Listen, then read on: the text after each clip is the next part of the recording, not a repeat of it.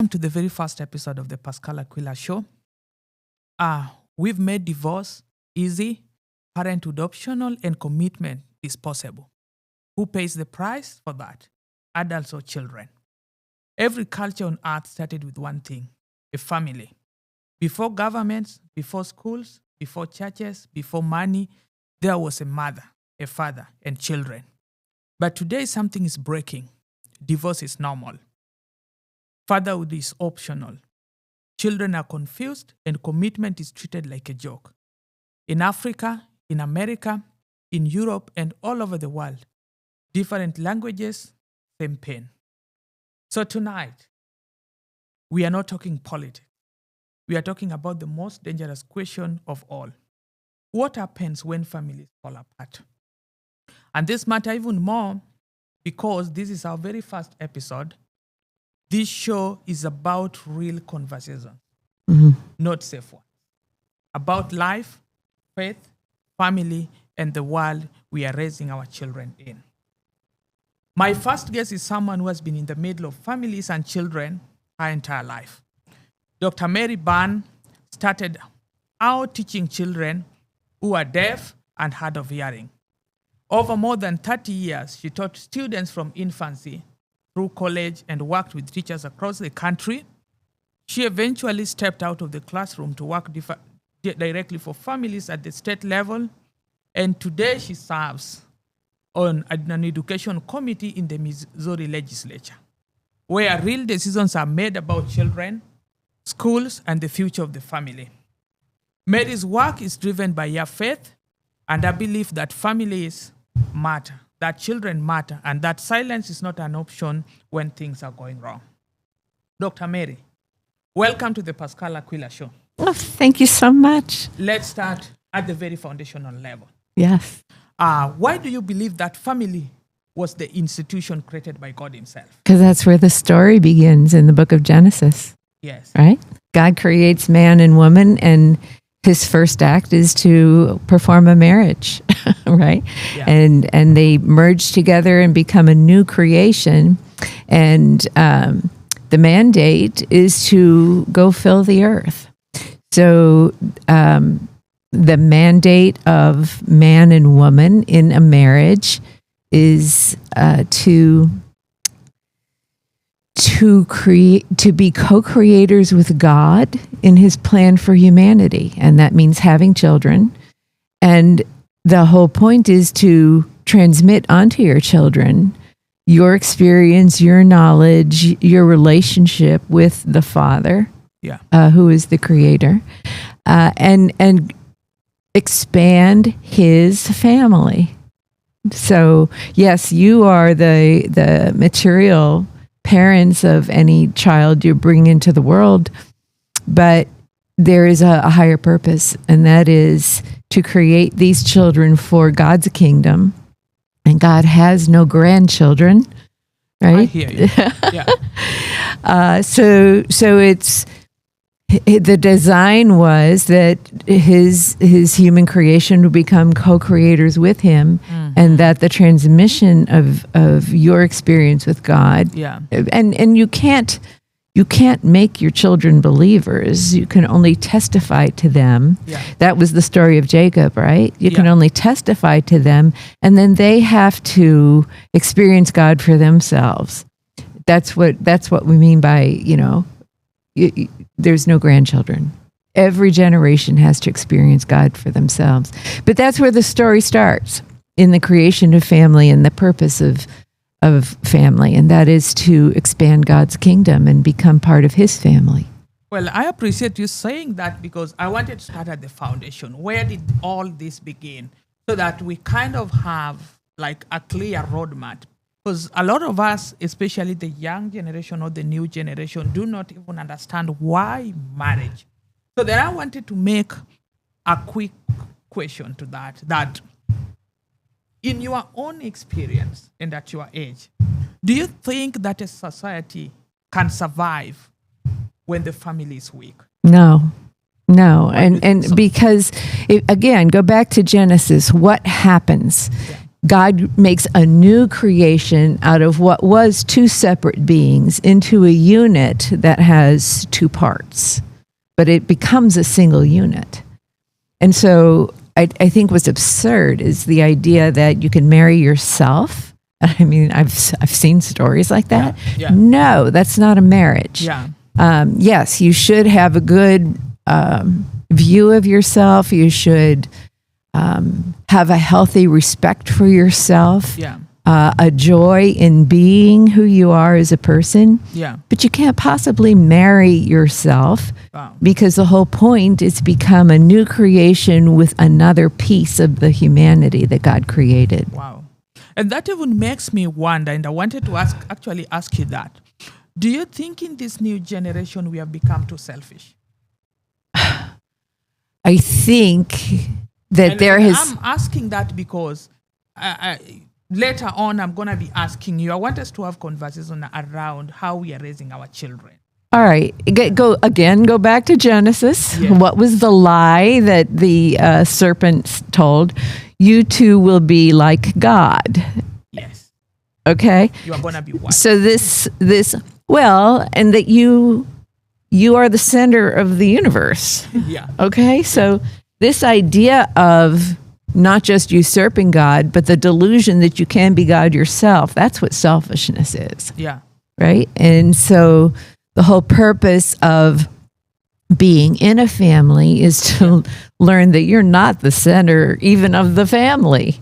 Parents have to love their children, and we make incredible sacrifices for those new people we bring into the world. Yeah. But part of our responsibility as parents is to teach them that they're not the center of the universe. And what's more, they're not the center of the family. The marriage is. So what do you think, where is the genesis in terms of where you feel, in Africa we use the term the rain started beating us. Where do you think things started going on in the institution, for the institution of marriage? Where did they start going wrong? Yeah. When do you think things started going wrong? I mean, if you picture back how you were raised up and what's going on here and how I'm raising my daughters, and I think there's a bit of a mismatch or some differences. Well, when we stopped teaching the children what their roles were as assigned by their Creator. There's been a terrible misunderstanding that men and women weren't equal. I mean, right in chapter 5 of the book of Genesis, it says when man refers to male and female, the man is a capital M referring to mankind, which is humankind. Okay? So God was the first egalitarian saying, these two parts that are separate, that I want merged together, have equal dignity. And the whole idea that a woman would become God's instrument for crushing the serpent's head, and that the child described in Genesis is the seed of a woman. That's absolutely correct. Yeah, I know.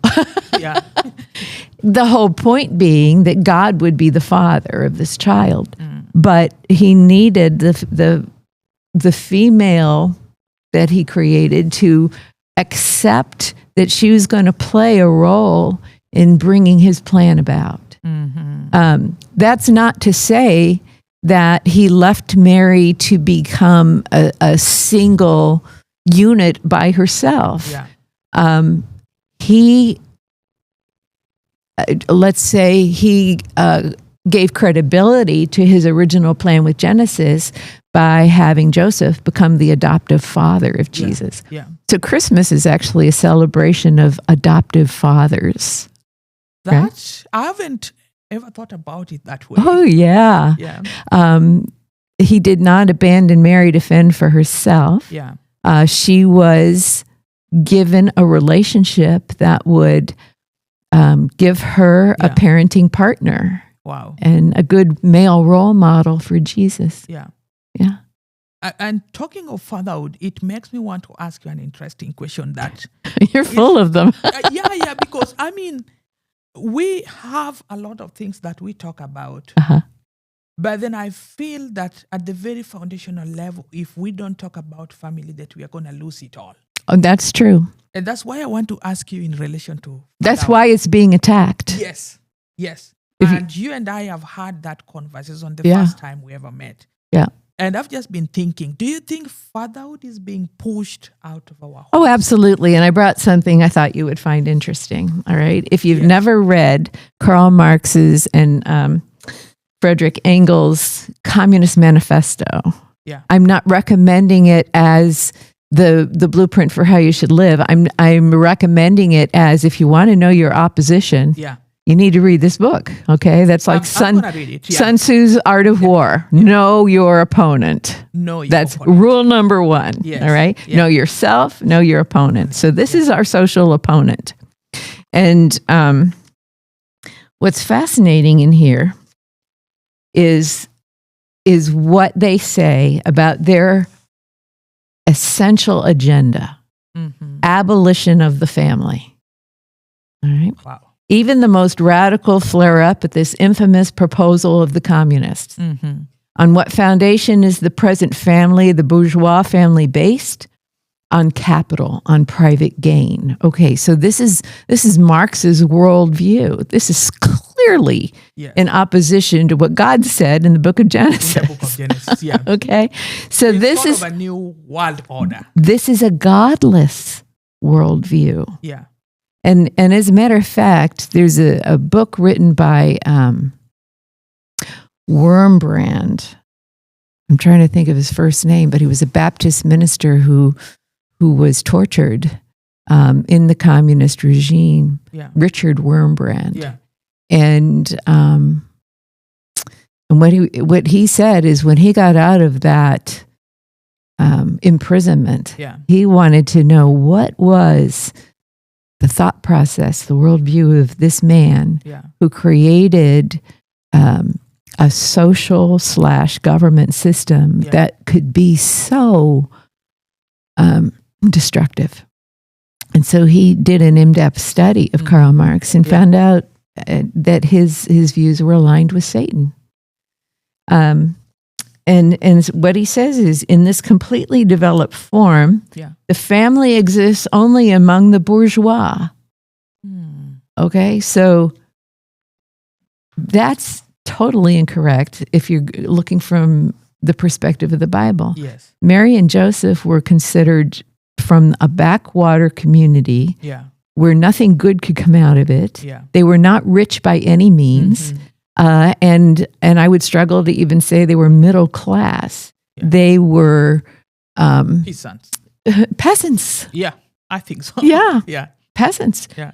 So for him to say family exists only among the middle class is because he wants to set up the argument for why he wants to destroy it. Yeah. It says this state of things finds it complement in the practical absence of family Yeah. among the proletarians and in public prostitution.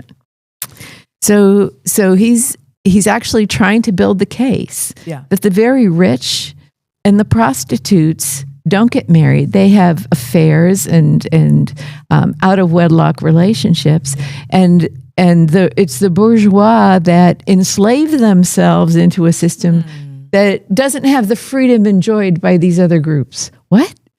I mean, that's quite shocking. Yeah. But that's what it says. Yeah. Yeah. And it says the bourgeois family will vanish as a matter of course when its complement vanishes. Yeah. And both will vanish with the vanishing of capital. Okay, so you're going to attack capitalism and you're going to attack the family unit.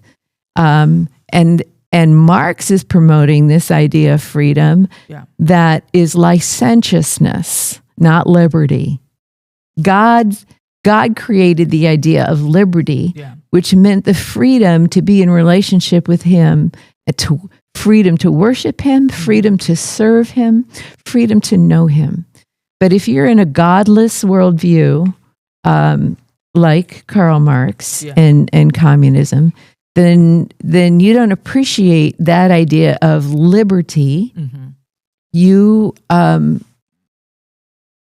You revert back to this idea that you're God yourself and licentiousness is just fine. And I'm thinking about our conversation, and in your view, where do you think is the place of a woman? The place of a woman in marriage. A man, the place of a man. Not a man, a woman. Oh, a woman. Yes. It's very interesting. Yeah. If you because go to... I'm asking you that because that's quite critical, because we've spoken a bit of fatherhood and the foundation of family and where a man comes in, but then we also need to balance it off and see where does a woman comes in and where is the actual position, because I think we've kind of got mixed in this generation where we don't understand. Well, again, there's this delusion out there and a false message that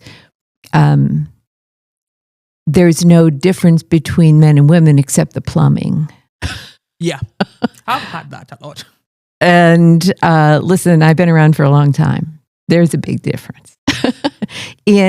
That's what we want to hear. Yeah. Especially coming from a lady. Yeah. But it doesn't mean there is a difference in dignity. Yes. It does mean that there's a difference in roles based on the structure of the body and in the brain. Okay, so there's differences in our personalities. There's differences in our gifts, the way we perceive the world. I can only give you a concrete example from my own marriage, and that was, my husband was he was the very analytic thinker. I did a lot from intuition. Okay. He was the builder. I was the aesthetics director. Yeah. All right. Yeah. He did have